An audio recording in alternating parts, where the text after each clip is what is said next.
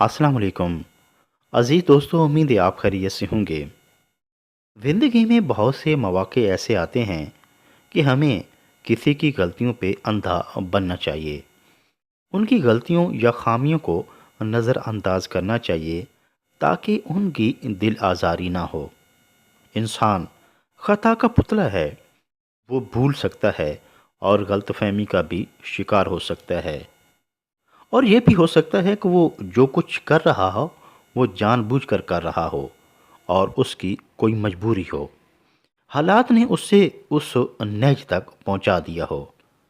ہمیں اس کی مجبوری کو سمجھنا چاہیے، حالات کی نزاکت کو سمجھنا چاہیے، رشتوں کی نزاکت اور بندھن کا خاص خیال رکھیں۔ تعلقات کی مضبوطی کا راز اس بات میں ہے کہ ہم اپنوں کو ان کی تمام تر خامیوں اور غلطیوں کے ساتھ دل سے قبول کر لیں۔ یہ کام مشکل ضرور ہے، مگر رشتوں کے تقدس کے لیے بہت اہمیت کا حامل ہے۔ کبھی کبھی اندھا، گونگا اور بہرا بن جانا چاہیے۔